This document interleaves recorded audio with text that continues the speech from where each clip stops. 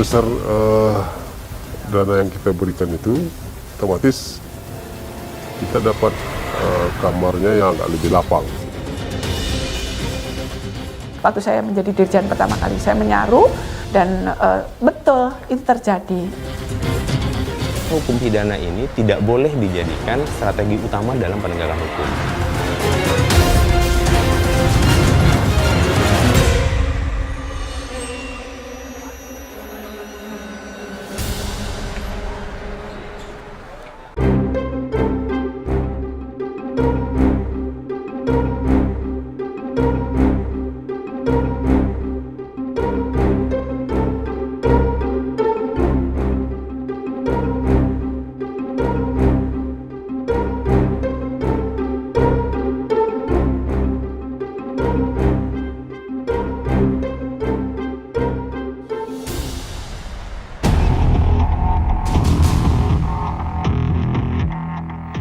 Selamat datang di cabang rumah tahanan Bagansi Api-Api di Kabupaten Rokan Hilir, Provinsi Riau.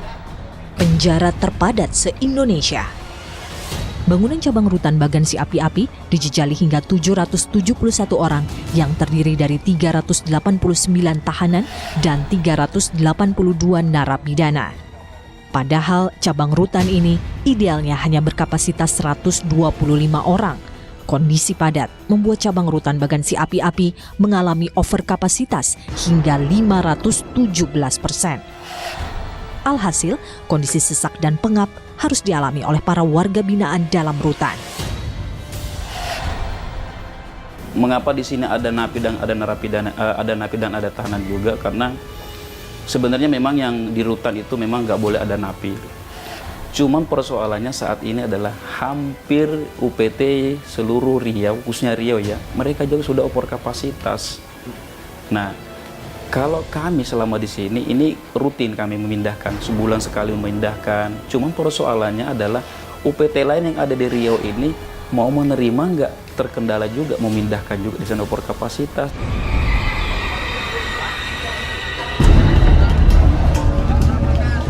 Ada 16 kamar sel tahanan di dalam cabang rutan Bagansi Api-Api, 14 kamar untuk tahanan serta napi pria dewasa, 1 kamar untuk anak-anak, dan 1 kamar untuk wanita.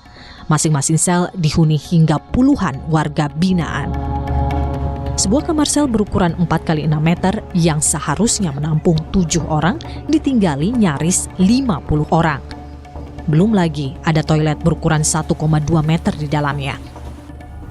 Dengan total luas ruangan sekitar 24 meter persegi, jika ruangan dihuni 50 orang, berarti para warga binaan hanya memiliki tidak sampai setengah meter area untuk beraktivitas di dalam sel.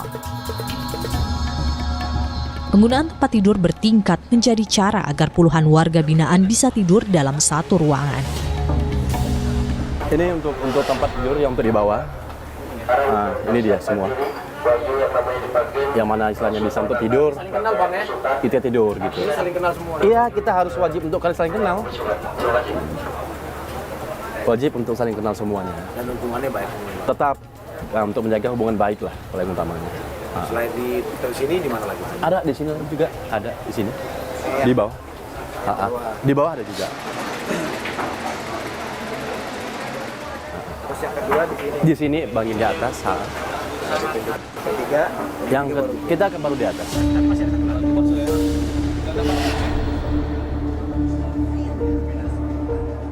Hawa panas sangat terasa di dalam sel tahanan. Para warga binaan berjejal seolah saling berebut oksigen di balik jeruji. Kipas angin yang ada jadi satu-satunya harapan untuk mengatasi ruangan pengap. 30 orang, Pak. 30 orang? Panas nggak bang? Tidur di sini, Pak? Ya, enggak juga, Pak. Ada kipas, Pak. Panas, Pak. Apa nih? Pada aku nggak tahan. Iya. Pemandangan malam hari pun tidak kalah memprihatinkan. Para warga binaan tidur berjejal, mengistirahatkan tubuh selepas seharian beraktivitas. Sangat tidak layak dan itu bisa dikatakan kondisi yang merendahkan martabat manusia. Ideal sebetulnya space ruang gerak itu kan sekitar 5,4 meter persegi satu orang ya. Jadi ada tempat tidur, ada toiletnya. Harus diberikan kesempatan kepada orang-orang itu memiliki space-nya masing-masing untuk tidur ya pada malam hari. Space selasar ya, tempat jalan, terus kemudian tempat kegiatan itu bisa digunakan untuk tidur sementara. Membludaknya para warga binaan tidak diimbangi dengan jumlah petugas keamanan atau sipir di dalamnya. Padahal kondisi overkapasitas berpotensi menyulut terjadinya konflik. Sekarang perbandingannya ya sudah lumayan lah Mas ya, sudah lumayan lah sekitar ya dengan jumlah pegawai sekarang sekitar 72 orang. Jadi mereka juga bisa perbandingannya ada yang satu orang bisa menjaga sekitar 30 orang dan sebagainya, itu terbantu banget Mas. Kalau idealnya sih 1:10 Mas ya idealnya. Satu iya betul. 1:20 ya. Kalau sebelumnya sih memang gimana ya, sangat-sangat kurang juga petugas itu waktu juga memang, karena satu regu saja 5 orang. Sejumlah kerusuhan pecah karena kelebihan kapasitas warga binaan yang terjadi di lapas dan rumah tahanan di tanah air. Tidak hanya itu, praktek pungli demi keuntungan pribadi oknum sipir juga tumbuh subur di balik padatnya penjara. Waktu saya menjadi dirjen pertama kali, saya menyaru dan betul itu terjadi.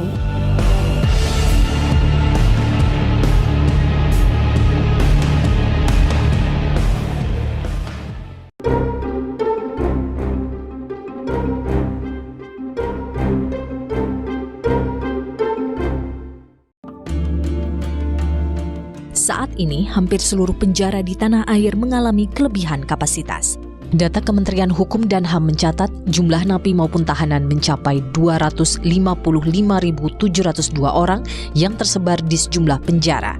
Sementara rutan dan lembaga pemasyarakatan yang ada idealnya hanya bisa menampung 125.898 orang. Kondisi ini membuat overkapasitas terjadi lebih dari 100%. Tidak overkapasitas pun potensi konflik itu bakal terjadi ya, kerusuhan, perkelahian. Tetapi pada saat ada overcrowding, itu potensi itu semakin besar. Dan secara teori sebetulnya itu akan menunjukkan sisi manusia yang sangat predator ya. Jadi orang dikumpulkan di satu tempat yang sesak, lalu kemudian yang kuat ya akan menguasai yang lemah ya. Terus kemudian akan terjadi subkultur ya, geng dan lain sebagainya, itu akan muncul di dalam kondisi overcrowding. Jumlah warga binaan yang melampaui kapasitas dituding sebagai akar masalah kerusuhan pecah di dalam Hotel Prodeo. Dalam 6 tahun terakhir, kerusuhan terjadi di lembaga pemasyarakatan dan rumah tahanan di sejumlah daerah. Pada 2013, rusuh di Lapas Tanjung Gusta, Medan berbuntut dengan tewasnya 2 sipir dan 3 narapidana. Tahun berikutnya, bentrokan terjadi di Lapas Labuan Ruku, Kabupaten Batubara, Sumatera Utara, membuat 30 napi melarikan diri dan ratusan napi akhirnya dipindahkan. Overkapasitas terjadi hampir di semua lokasi penjara yang mengalami bentrokan. Pada 25 Maret 2016, 5 orang napi tewas dan 3 blok terbakar lantaran napi di Lapas Malabero menolak razia narkoba oleh BNN. Praktek pungli juga menyulut napi di rutan Sialang Bungkuk Riau ngamuk. Lebih dari 400 napi kabur dalam peristiwa kerusuhan di rutan yang mengalami overkapasitas lebih dari 500%. Pecahnya kerusuhan di dalam penjara dimanfaatkan sejumlah napi untuk kabur dari tahanan. Kondisi ini menjadi pertanda sejumlah pembenahan yang dilakukan di lembaga pemasyarakatan dan rumah tahanan tidak berjalan baik. Kepadatan itu akan menimbulkan banyak masalah. Mereka pasti akan berebut, nggak mungkin juga tempat nyaman, tapi ini adalah peluang juga untuk melakukan penyimpangan. Maka arahan kami kepada kepala di sana dan jajarannya, perlakukan mereka dengan memberikan ruang diskusi yang lebih banyak.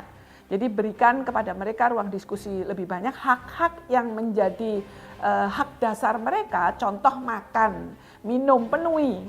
ketika untuk tinggal dan mendapatkan layanan yang lain itu terbatas.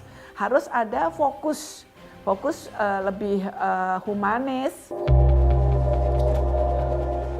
Kelebihan kapasitas tidak hanya berpotensi memicu kerusuhan di dalam penjara, padatnya warga binaan juga menjadi celah oknum petugas untuk mengambil keuntungan. Tim Berkas Kompas bertemu dengan NN. Ia mendekam lebih dari 1 tahun di cabang rutan Bagansi Api-Api. Menurut NN, ada praktek pungutan liar oleh sipir untuk mendapat keistimewaan di dalam penjara.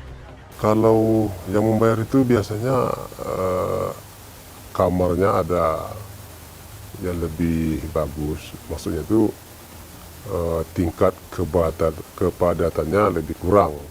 Semakin besar dana yang kita berikan itu, otomatis kita dapat kamarnya yang agak lebih lapang, begitu. Jadi apakah memang masih berada di dalam hutan atau bisa keluar? Memang kalau untuk tidur ya memang harus di dalam rutan itu. Tidak bisa di luar? Tidak bisa keluar, kecuali mungkin ada permainan dengan sipir yang penjaga. Itu informasi yang saya dapat bisa keluar. Ya mereka membayar kepada sipir, Berapa? dengan nominal, itu kurang saya tahu. Kadang-kadang ada yang bilang mereka pernah bayar 500.000, pergi malam nanti subuh masuk lagi. Tapi itu tidak setiap hari bisa dilakukan. Entah sekali sebulan mereka dapat. NN mengaku ada sejumlah ruangan sel tahanan yang dihuni oleh napi dengan kondisi lebih longgar, tidak sepadat ruangan sel lainnya. Uang 1 hingga 3 juta rupiah menjadi bayaran yang harus dikeluarkan dari kocek warga binaan. Itu kalau saya perhatikan ada 2 kamar di situ, yang isinya tidak terlalu padat begitu loh. Itu kamar 15 dan 16. kamar 15 Ya. Dia berderet itu yang 14, 15, 16 lah. Kalau nggak salah saya 14, 15, 16. Dan mereka yang menghuni kamar itu juga menceritakan bahwa mereka membayar sebelum. Rata-rata yang saya tanya begitu. Cuman ada yang mereka tak mau menyebutkan nominalnya. Makanya saya bilang tadi ada 1 juta mungkin, 2 juta, ada 3 juta mungkin. Tapi itu yang memang yang disebutkan bahwa memang nominalnya segitu. Memang betul, mereka bayar. Namun praktek jual beli kamar ini dibantah oleh kepala rutan. Kalau di Bagan nggak ada. Bahkan ada pernah warga binaan menyampaikan ada titipan tahanan. Sampai keluarganya datang, Pak tolong Pak kamar saya, anak saya Pak. Saya suruh pilih sendiri, silakan pilih. Oke, sebebas itu. Saya suruh pilih mana suka. Karena semua isinya sama. Iya kan? Jumlahnya juga sama. Semua isinya 52, pilih aja. Nggak ada kamar istimewa. Dan tadi Mas juga kan sebelum ini kan Mas bisa melihat sendiri di dalam semua. Tim Berkas Kompas melihat langsung kondisi sel tahanan di dalam cabang rutan Bagansi Api-Api. Kondisi sel tahanan dengan nomor yang disebutkan oleh NN terlihat berbeda dengan ruang sel lainnya. Dalam sel tahanan yang disebut NN, terdapat ruangan yang lebih longgar dan hanya terdapat 2 tingkat tempat tidur. Ketika isi lapas begitu penuhnya, nah ada mungkin yang lebih lama tinggal di sana. Ini ketika dia mungkin punya kelebihan dalam berkomunikasi, ada atensi dari pegawai yang melakukan penyimpangan bukan kita, bisa sesama mereka. Masuk pertama ditakut-takutin, kamu kalau nggak bayar sekian nanti kamu ini. Apalagi ketika orang ini memang ada yang ada pegawai yang dekat dengan yang bersangkutan. Nah ini ruang-ruang yang seharusnya tidak terjadi. Waktu saya menjadi dirjen pertama kali saya menyaru dan betul itu terjadi. Itu soal bertamu saja. Begitu bertamu, saya orang baru, mereka tidak kenal dengan saya, napi itu, kemudian saya ditawari. Ya terjadi memang. Nah setelah itu ya saya panggil semuanya, ini ada begini. Dan biasanya oknum memang tidak pernah muncul. Nah, nanti akan ada perbaikan. Kelebihan kapasitas dalam penjara memunculkan wacana alternatif pemidanaan tanpa pemenjaraan mencuat. Bagaimana penerapannya? Seperti ini memang harus dibangun untuk membuat sebuah narasi bahwa kejahatan itu tidak selalu direspon oleh penjara.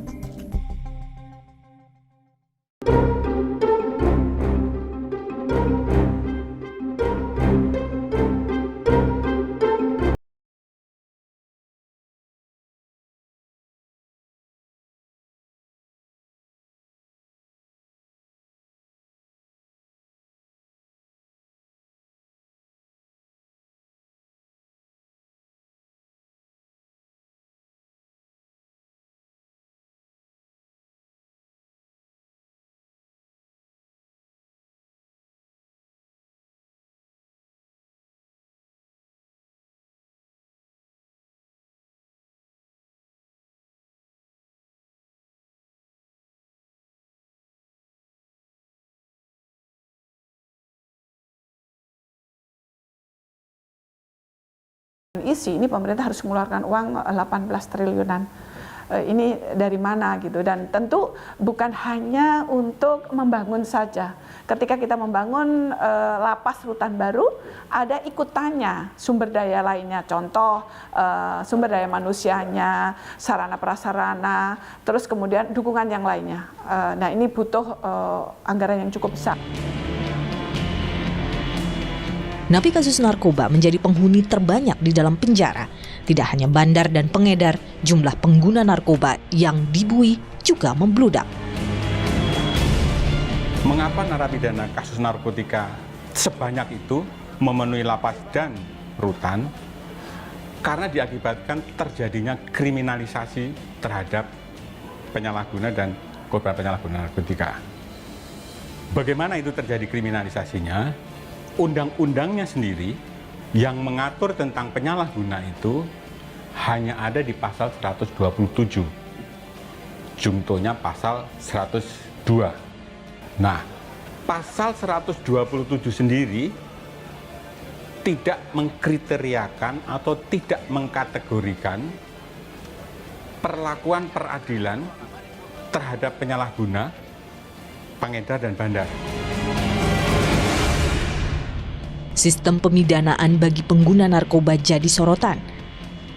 Aparat penegak hukum dinilai mengabaikan surat edaran Mahkamah Agung tentang rehabilitasi pengguna narkotika.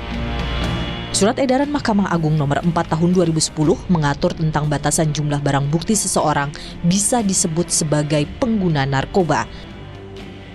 Rehabilitasi seharusnya bisa diberikan kepada pengguna sehingga kelebihan kapasitas dalam penjara bisa diminimalisir. Pengambilan keputusan untuk menetapkan mereka yang pengguna narkoba khususnya itu direhab, itu akan mengurangi banyak isi lapas dan rutan. Agus Salim, salah satu narapidana dengan kasus narkotika yang berada di cabang rutan Bagansi Api-Api. Ia harus berada di balik jeruji karena kepemilikan narkoba jenis sabu di bawah 1 gram. Maksudnya diputuskan pengadilan Ujung Tanjung. Di Ujung Tanjung. Tanjung berapa? Ya, 4 tahun? Ya. Waktu itu abang sebagai? Pemakaian. Ya. Abang tahu kalau di bawah 1 gram itu sebenarnya direhabilitasi? Ya, tahu sih, tapi pengadilan memutus seperti itu, bagaimana lagi?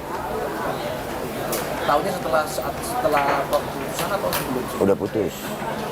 Ya gimana Pak, namanya kita bersalah ya terima aja Pak.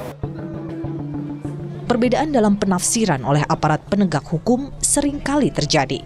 Ini membuat rehabilitasi bagi pengguna tidak jadi pilihan. Menyikapi persoalan ini, sejumlah pihak meminta Undang-Undang Nomor 35 Tahun 2009 tentang narkotika direvisi, termasuk memuat prosedur rehabilitasi yang harus dijalani. Persoalan yang terkait dengan narapidana kasus narkotika ini kan memang ada 2 hal. Yang pertama tadi sudah saya sampaikan ya.